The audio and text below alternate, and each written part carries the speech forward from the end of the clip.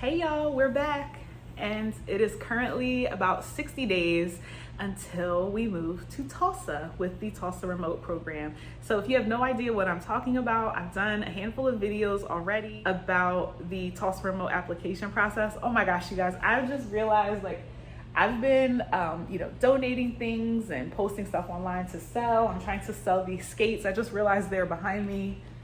This whole place is in shambles. So you guys are only gonna get this perspective for a long time. I have found an apartment. With only having 60 days, I decided to do a remote apartment search. Before I applied for Tulsa Remote, I took a glance at the cost of living in Tulsa. One of the things that would really attracted me to the possibility of living there is the fact that real estate and rental properties are much lower. But as I've gone into my actual search, I realized that Tulsa is not that cheap. Actually, Tulsa's not cheap at all. It's gonna depend on where you're coming from, right? So I'm coming from Houston. I saw some apartments that were like $900 to $1,000. I saw all of these posts online where people were like, yeah, you can, this was like maybe in the past year, or people said, yeah, you can definitely find like an affordable, decent housing in Tulsa for around $1,000. But it's very comparable to what I'm paying here in Houston, like in a so-called luxury apartment. And I know I've seen plenty of arguments online as far as people debating what one city or one state considers a luxury apartment or not, right? After that initial excitement of thinking like, oh my gosh, I'm gonna save so much money just on my housing expenses alone by moving from Houston to Tulsa, I started researching neighborhoods. I started getting more in depth with reviews and crime reports and everything. Like, your girl is an investigator too, digging into things and figuring out what's going on. I started following like the news channels in Tulsa, dig around on the internet and social media to get as much information as I could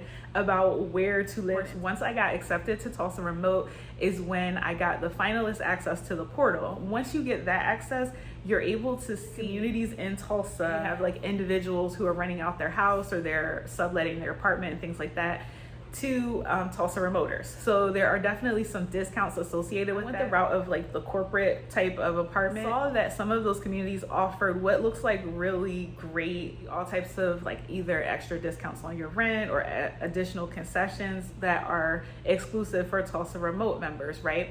And it might be any combination. So they're doing like a rent discount, waived security deposit, no admin fee, free parking, half a month up to 2 months free. Some of the communities offer more than others. I definitely had my eye on that offered the most, right? Like the one that gives you like a discount on your rent and no security deposit and waives the admin fee and gives you free parking, etc. And there's a few of them that are like that. There are some that only offer like one perk, right? Of like free parking or half a month free or something like that. Another major perk, I am keeping the option open to possibly buy a property in Tulsa. And if that's the case, I wanted that flexibility to get out of a lease early with no penalty. There are several apartment complexes will allow you to move with no penalty. Some of them require you to live there a certain period of time, like 3 months or 6 months. Some of them don't have any requirement. I also like the idea of, I would just personally feel safer. I don't know about the climate in Tulsa, and so I didn't want to like move into a house and have like the world's most racist neighbors. I just had to censor myself about 5 times as things rolled through my head, you know what I mean? But I don't want to have that type of experience. I would feel more comfortable, have more sense of community, knowing there's like activities going on within my apartment complex, the safety factor, the possible like race and housing discrimination factor. There's some big elephants in the room, y'all. Let's not get too into it, I guess, at this present moment. Yes, there are definitely apartments. There's a range of apartments that work with Tulsa Remoters or in the Tulsa Remote program, right? So no matter what your income, your family size, whatever, you should be able to find something on their list where you're getting some kind of like concession and additional benefit, where your housing is a little more affordable because you're in the Tulsa Remote program, right? On that list, there are some apartments that are, $800. It's on Greenwood. Look, I'm starting to learn my city. I'll put it on the screen. But yeah, they're like around $800. There, you know, there's pros and cons to everything. So those $850 to $900 rentals are out there. There are homes for rent for like $1,000 to $1,200 for like a 2-bedroom house. Also like lofts downtown that are like $2,000 to $2,900 per month if you want to go ahead and ball out in downtown Tulsa. The apartments that are in the lower range, to me, they really gave me like a 70s vibe. Like they have not been pretty much updated. It looks like Jack Tripper's apartment. Like Jack and Chrissy and Mr. Roper are gonna bust out at any moment, like the fixtures, everything. And so that's not the most important thing to me, right? I'm mature enough to like, I could go to Tulsa and thug it out, so to speak, and like live with the Ropers. But I didn't really want to, we're just being honest, okay?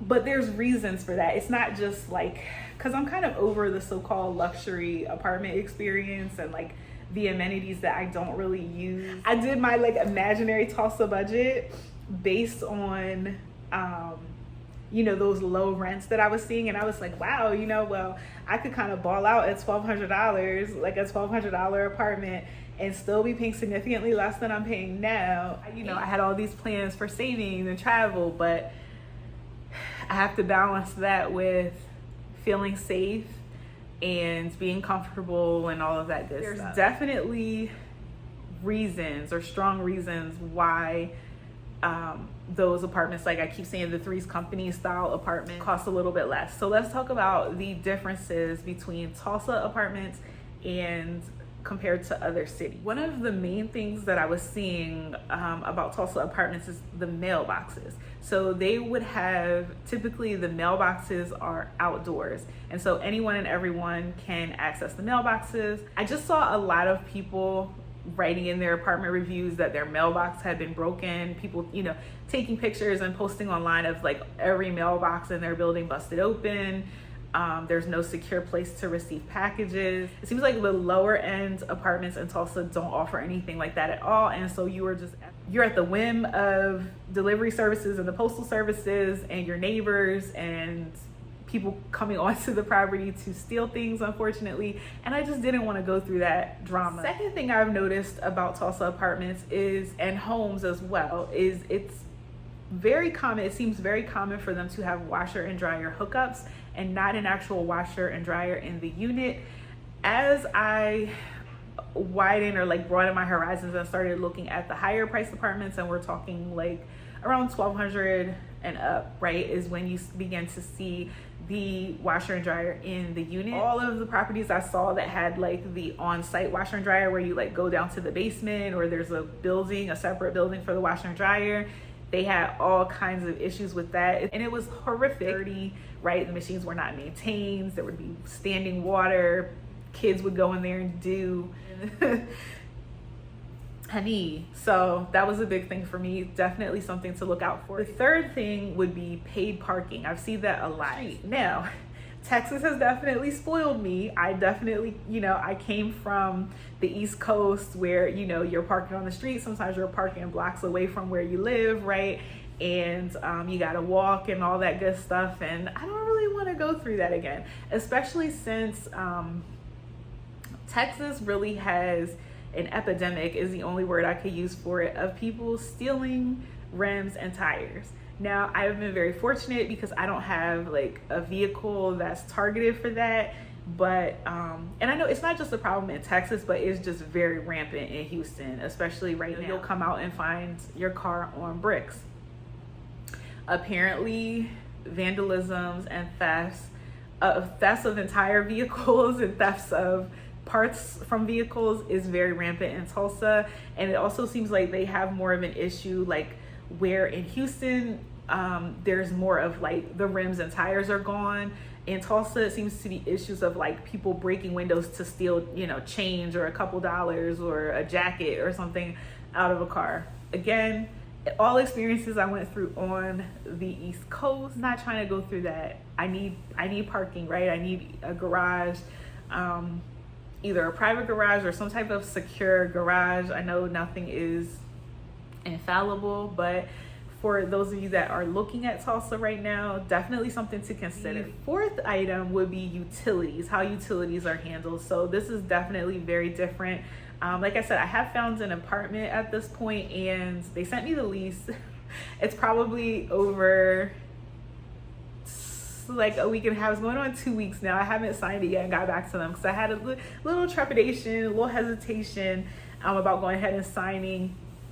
But I need to go ahead and do that or ultimately make a decision. And now I've made a deposit and I don't want to lose that. Or it wasn't a deposit, it was earnest money, which I guess that could be like a 4.5 item, right? Is the requirement for earnest money. Every city, you know, depends on where you are, right? There's Philly, for example, you need to come up with 3 months of rent, right? You need your first month, your last month, and your security deposit. And the rents there are outrageous. So, you know, let's say your rent is like, I don't know, let's round it off to $2,000 for a 1-bedroom, maybe even and that might even be on the low side now because it's been a few years. You used to come up, you know, with $6,000 just to move in. When I lived in Delaware, it would be 2 months. You know, you need a full month of your first month and your security deposit. Texas was like the promised land. I don't know if it's these states that more so have issues with homelessness or it's just a different approach to housing, right? Where, you know, you pay what you owe when you move in, right? And then if you have pets, there's like your pet deposits and stuff like that, but there's not all of these like crazy deposits where, you know, in the Philly example, you need $6,000 to move in. I think my current apartment 3 years ago, I paid like $300 to move in here, right? And that was including like, I think a $150 pet deposit. They had some specials going on at the time, right? So I got some concessions. So I had like 1 month free and maybe a waived admin fee or something like that. Easy peasy. Oklahoma, I would say, is somewhat similar, but I did notice that there are some like sneaky fees that they add in there. Like my apartment that I did select, they have like a move-in fee of $150. There's 2 separate pet deposits. One is refundable, one is not. Things like that. They don't amount to, it's not like me from like an East Coast housing market or the West Coast or something. You're probably like, oh my God, that sounds amazing. Like the fact that I'm sitting here now saying that I moved in fully and like was good for my first month with like $350 in Houston. That was 3 years ago, but I don't think it would be all that much different now. And it would be like the first month's rent plus like $400 or $500, right? So you're like $1,500 out of pocket. Still amazing if you're coming from somewhere where you would normally need to have like $3,000, $4,000, $5,000, $6,000 for like similar quality of life. Getting back to utilities, I noticed a lot of people complaining about this in reviews until I actually got my own lease and I read through like the addendum for how the utilities are billed. I was like, oh, that's what they mean. That is kind of crazy. So essentially, my current apartment, I have an account with water and sewer company that serve my building, and every month I get a bill. I get a statement from them directly that reflects my personal usage, and that exact amount is included in my rent. And in Tulsa, apparently a lot of landlords or apartment complexes use this billing structure where essentially, I mean, there's a calculation that they do for the entire property and they're dividing that amongst all of the tenants. So me being a single woman, you know, I might have a neighbor who's got like 3 kids. They're giving their dog a bath, whatever they've got going on. They're just using water nonstop. And then at the end of the month, they're like, okay, well, you pay $100 and you pay $100. Is that fair? It doesn't seem fair, right? I don't really like that.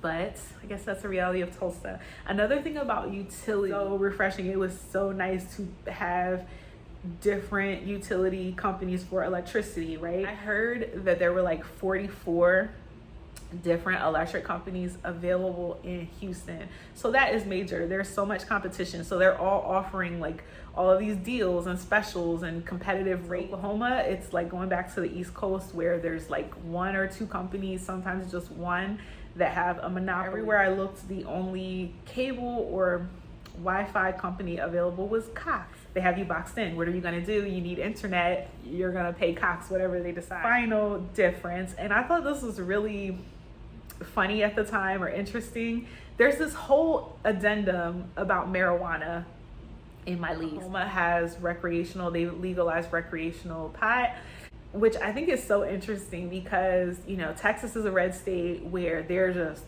anti-marijuana, man. They're just so against cannabis. It's unreal.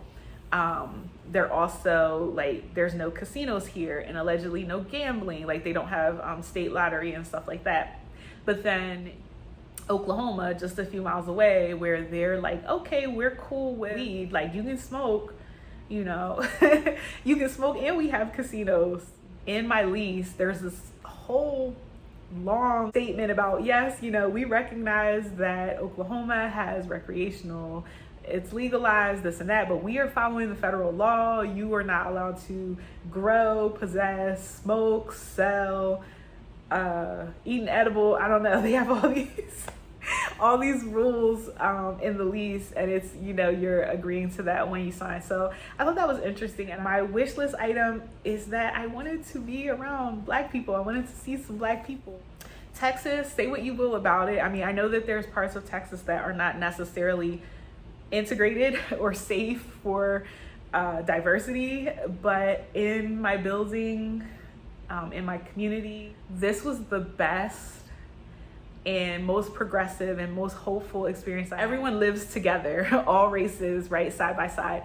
I'm sure there are apartment complexes where people are like, don't want any Black people there, don't want Hispanic people there, or whatever the case may be, and they can be there and be dry and dilapidated and ashy all on their own, and we don't care because the rest of us, we're all hanging out. Like I can see pool right now, and there it's just cool. It's always a good vibe. I never experienced any like microaggressions or people asking me, am I supposed to be here? Do I really live here? Things like that. People have just been very like generous and decent, caring, helpful, neighborly.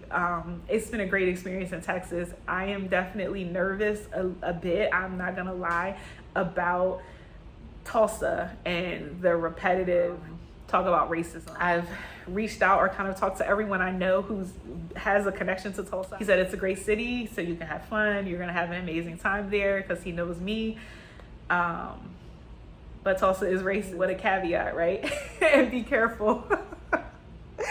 And yeah, I'll do another video about that. It's gonna be the elephant in the room, because it's a big fat elephant, honey. And I guess I'm about to join the circus. Is that what they say? How do they say it? I don't know. How does that saying go? It's not even about an elephant. Y'all don't mind me.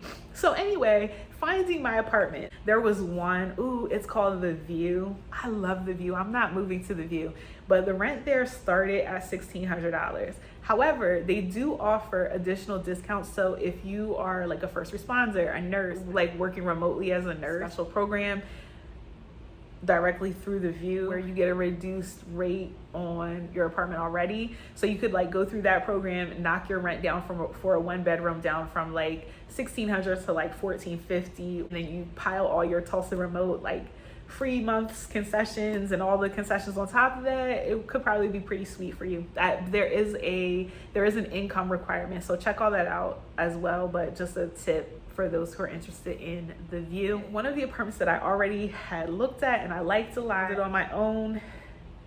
When I got my portal access, I was like, yes, they're listed. I just finished telling you guys had my little mini meltdown about, you know, being Black and being a woman and moving to Tulsa and not knowing what to expect, but getting this consensus that Tulsa is racist, right? Philadelphia is very racist. Delaware was very racist, where I experienced like housing discrimination, employment discrimination, microaggressions, just verbal things being followed around in stores without cause and things like that. To know that I applied with this property, I spoke to the young lady in the leasing office. She was extremely nice, extremely professional. I feel like I'm a great judge of character, even without seeing someone. Got an impression that it would be a very respectful situation. Obviously, there was no housing discrimination. Like, I qualified and I was accepted. I was approved like almost immediately, you know what I mean? Prior to even applying, I had coincidentally talked to a resident there. It's a Black woman, and she's also in the Tulsa Remote program. We kind of had that, you know, that conversation. She's like, no, it's been excellent. Like, I've had a great experience, no complaints. I'm really happy that I moved here. The end.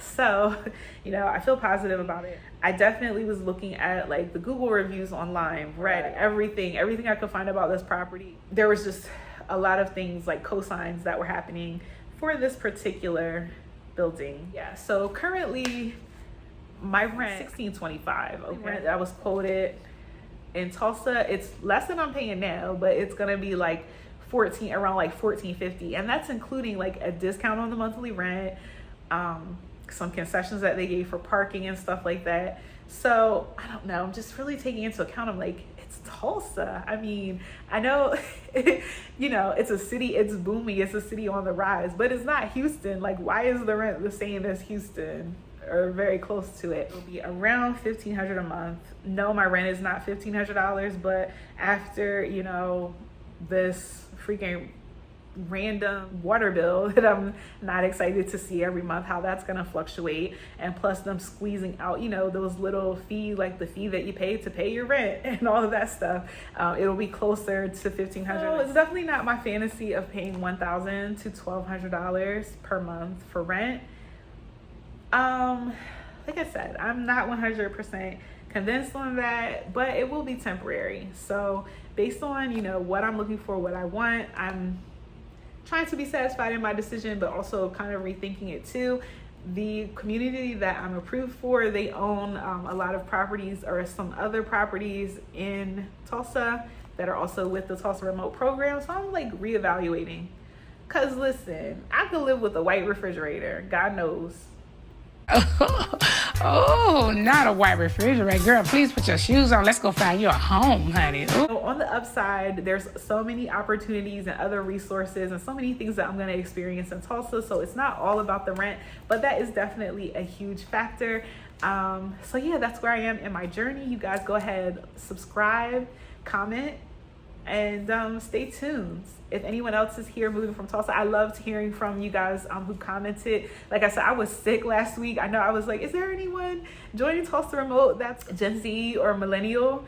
And then I just completely, like, some people commented and I was like in my bed, like, I just double tap, I just hit like, you know what I mean? Probably like, oh, you want to talk to us, huh? But I really do. Hopefully my voice and everything hasn't been too scratchy for you guys. Thank you for tuning in. I love y'all. Peace. Stay tuned. More of the journey to come.